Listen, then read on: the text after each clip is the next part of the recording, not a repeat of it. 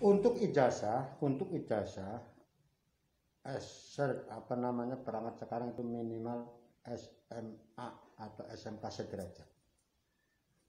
Sekarang SMP sudah tidak bisa. Jadi SMA nilainya 6, D1 nilainya 7, D2 nilainya 8, D3 nilainya 9, S1 atau sarjana strata 1 nilainya 10, S2 nilainya 12, S3 nilainya 15. Kemudian kejuaraan yang dinilai adalah kejuaraan perorangan, bukan beregu loh ya. Dari sepak takraw, voli, sepak bola, mungkin bulu tangkis ganda atau apa, yang double itu tidak bisa. Jadi yang dinilai sebagai penambah nilai prestasi ini adalah perorangan, kejuaraan perorangan. Ya. Kalau juara tingkat desa nilainya 1, juara tingkat kecamatan nilainya 2, tingkat kabupaten nilainya 3, tingkat provinsi nilainya 4, kemudian tingkat nasional nilainya 5. Demikian ya penjelasan saya supaya bisa diikuti oleh semua. Jangan lupa di subscribe ya. Assalamualaikum warahmatullahi wabarakatuh. Selamat pagi sobat SKD Sarman Kidema.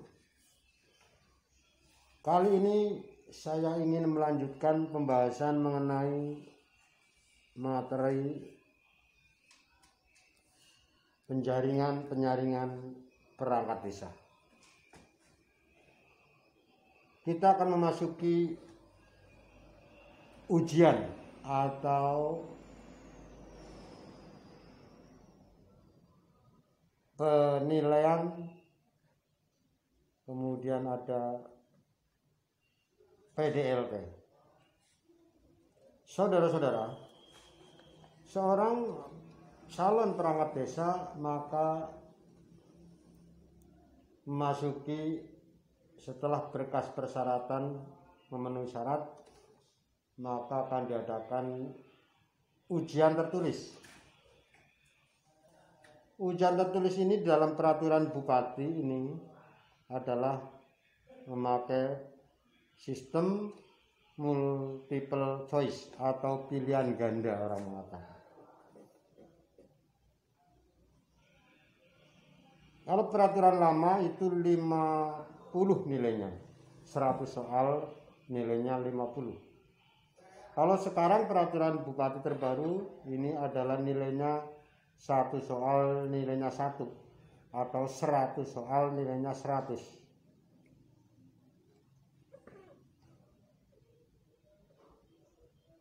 Bila seseorang bisa mencapai target indeks atau katakanlah sampai 60 atau 65 atau 70 soal yang bisa digarap, maka nilainya sesuai dengan apa yang dia bisa garap. Biasanya dalam suatu panitia itu akan memberikan batasan the grade ya. Nilai kelulusan boleh dikatakan calon perangkat desa dinyatakan lolos bila memenuhi target minimal nilai, misalkan 60 atau 70. Untuk beberapa desa ada yang memberikan batasan minimal 60, ada yang memberikan batasan nilai 65, ada yang 70. Nah, bila seseorang calon perangkat desa mencapai batas minimal nilai tersebut, maka dinyatakan lulus, berhak mengikuti ujian kompetensi. Dalam hal ini yang dia menjadi acuan kita adalah kompetensi tentang komputer, keahlian atau kepandaian, atau orang mengatakan lolos apa tidak, ini bukan menjadi ukuran lagi. Yang penting bisa komputer, bisa Excel, bisa Word, bisa PowerPoint, atau mungkin aplikasi lainnya atau internet, maka akan mempunyai nilai. nilainya ini adalah 50. Dalam suatu Excel nilainya 1 sampai dengan 10, Word nilainya 1 sampai 10, PowerPoint nilainya 1 sampai 10, kemudian internet 1 sampai 10, aplikasi lain 1 sampai dengan 10. Bagi yang lolos maka nilai tadi ujian pertama ditambah dengan nilai komputer. Kemudian nanti akan ditambah lagi dengan nilai prestasi dedikasi, ya. Prestasi ini adalah kejuaraan. Mungkin dia pernah juara tingkat desa, kecamatan, kabupaten, provinsi atau nasional. Setiap kejuaraan hanya diambil satu cabang. Dalam arti gini, seseorang yang mungkin dia juara catur mungkin 10 kali tingkat desa atau mungkin 5 kali tingkat kabupaten, maka dia akan diambil yang tingkat kabupaten. Berarti nilainya hanya 2. Bukan berarti juara catur 10 tahun satu terus nilainya 10, bukan. Atau dia juara catur tingkat kabupaten selama 10 tahun berturut-turut, berarti 3 kali 10, bukan, tetapi berarti diambil hanya 1, 3. Kecuali dia mungkin juara catur tingkat kabupaten juara 3, atau dia juara bulu tangkis tunggal tingkat kabupaten tunggal juaranya 3, itu bisa ditambah. Tapi kalau hanya satu cabang berkali-kali tidak bisa, hanya 1 cabang, ya. Tapi kalau bidang lain bisa, juara catur tingkat kabupaten juara 1, bulu tangkis tunggal juara 1, mungkin balap sepeda 1 tunggal juara 1 tingkat kabupaten, itu bisa ditambah.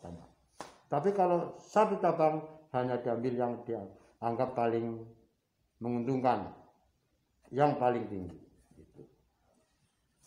Kemudian nilainya nanti total ada berapa akan ditambahkan dengan nilai ujian multiple choice tadi, kemudian nilai kompetensi komputer ditambah dengan kejuaraan ini. Kemudian ditambah lagi dengan nilai pengabdian. Nah ini tadi yang kejuaraan, ya, sekali lagi diambil yang dianggap paling menguntungkan, tapi hanya 1 cabang.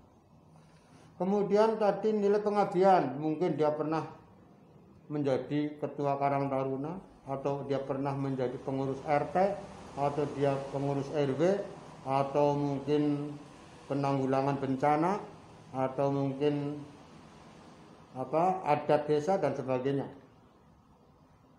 Itu diukur dengan nilai pengabdian tahunan.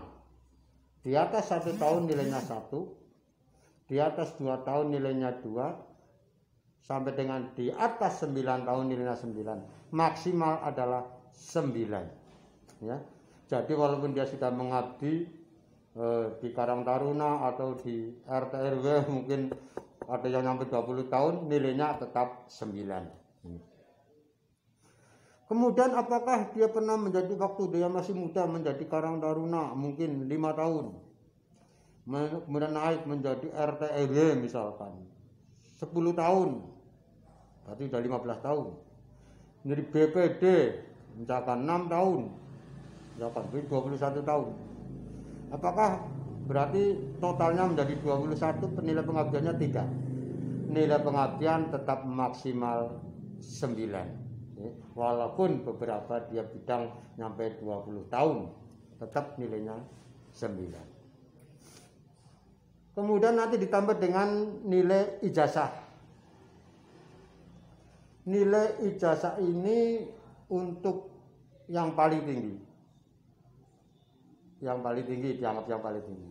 Tapi dia harus menyerahkan juga kan fotokopi SD, SMP, SMA, sarjana, mungkin atau D1, D2, D3, atau S2, S3 dan seterusnya.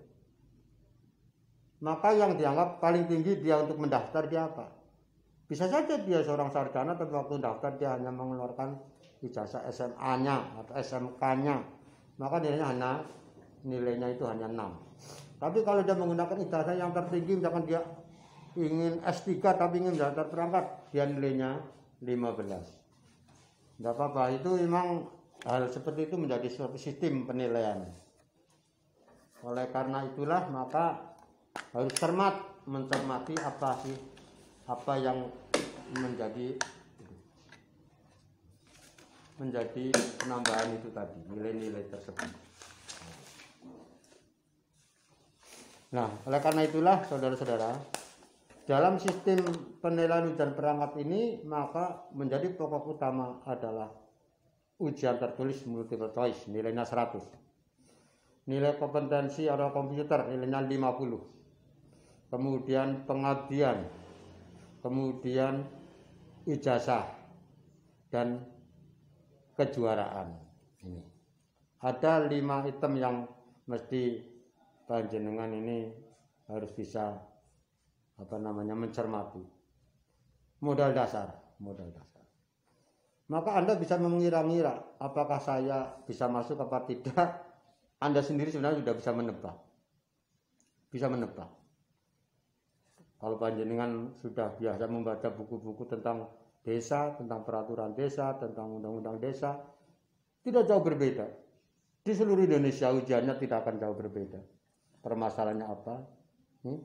Mungkin dengan tambahan Pancasila, Undang-Undang Dasar 45, bahasa Indonesia, bahasa Inggris itu pasti ada. Ini harus disiapkan panjenengan pengetahuannya. Bukan berarti harus detail, tidak. Maka dengan yang biasa mengerti pasti akan tahu mana-mana yang memang harus dipersiapkan. Bukan berarti harus detail, membaca undang-undang, membaca peraturan kita. Globalnya saja, apa yang kira-kira yang akan diuji itu harus cerdas. Kemudian kompetensi komputer juga demikian, tentang aplikasinya ya. Tadi komputer tentang Excel mungkin ya, tentang perhitungan, tentang mungkin Word, tentang surat menyurat. Kemudian aplikasi lain mungkin tentang Facebook, tentang WA dan sebagainya. Atau kemungkinan tentang PowerPoint ya, tentang utak-atik komputer biar menjadi satu gambar yang menarik dan sebagainya. Inilah yang mesti harus disiapkan oleh para peserta calon perangkat desa. Saudara-saudara, banyak juga hal-hal yang kadang-kadang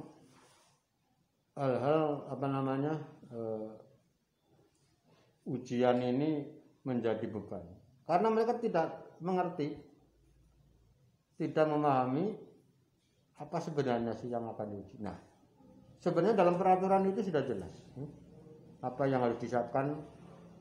Kira-kira gambaran apa sih perangkat desa, mesti harus tahu.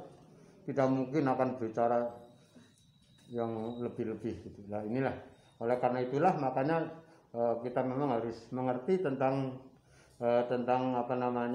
strategi bagaimana bisa lolos menjadi seorang perangkat desa.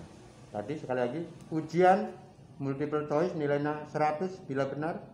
Ada sistem the grade kelolosan, bisa wanita menentukan 60, bisa 65, bisa 70. Nilai batas minimal untuk seseorang calon perangkat desa itu lolos. Maka ini yang menjadi batasan.